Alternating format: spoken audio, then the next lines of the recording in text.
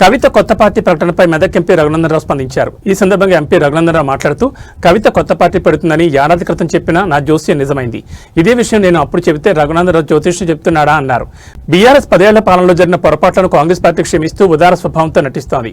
Congress BRS పార్టీలు రెండూ ఒకటే, బొమ్మ బొరుసు లాంటివని అన్నారు. ఇప్పటికే దేశంలో ఎన్నికల సంఘం వద్ద 6,201 రాజకీయ పార్టీలు గుర్తింపు పొందున్నాయి.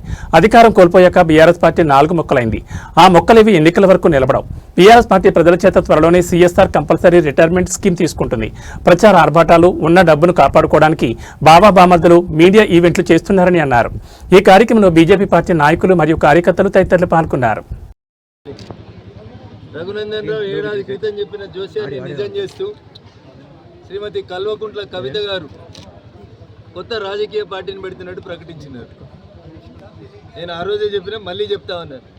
ఈ దేశంలో ఇప్పటికే సుమారు 6,201 పొలిటికల్ పార్టీలు భారత ఎన్నికల సంఘం దగ్గర రిజిస్టర్ అయి ఉన్నాయి. కొత్తగా ఇంకో పార్టీని స్థాపించబోతున్నందుకు నేను వారికి స్వాగతం తెలియజేస్తూ, ప్రజాస్వామ్య దేశంలో ఎవరికైనా పొలిటికల్ పార్టీ పెట్టుకునేటువంటి స్వేచ్ఛ ఉంది, హక్కు ఉన్నది.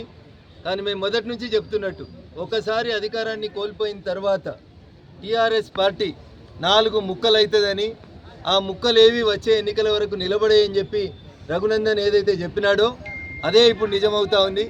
చాలామంది నేను కవిత కొత్త పార్టీ పెడుతుందని అంటే రఘునందన్ జ్యోతిష్యం చెప్తుండా అని అడిగాను. మరి ఈ ఉగాది పండుగకి రఘునందన్ జ్యోతిష్యం నిజమైనట్టున్నది. కవిత గారు కొత్త పార్టీ పెడతా ఉన్నట్టున్నారు. నేను మళ్ళీ చెప్తా ఉన్నా, టీఆర్ఎస్ 4 ముక్కలు అవుతుంది.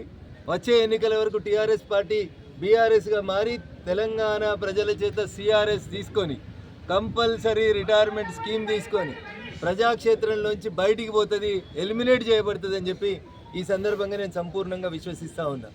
అందుకని ప్రజలారా ఒకసారి ఆలోచించండి. టీఆర్ఎస్ పార్టీ కేవలం ప్రచార ఆర్భాటాలకి, వాళ్ళ దగ్గర ఉన్నటువంటి డబ్బుల్ని ప్రొటెక్ట్ చేసుకోవడానికి మీడియా ఈవెంట్లు చేస్తూ ఉన్నారు. రోజు బావా బామ్మర్దులు తప్ప వాళ్ళు కొత్తగా చేస్తుంది ఏం లేదు. 10 ఏళ్ల వాళ్ళ పాలనలో జరిగినటువంటి పొరపాట్లన్నింటినీ కూడా కాంగ్రెస్ పార్టీ క్షమిస్తూ ఉదార స్వభావంతో నటిస్తూ ఉంది.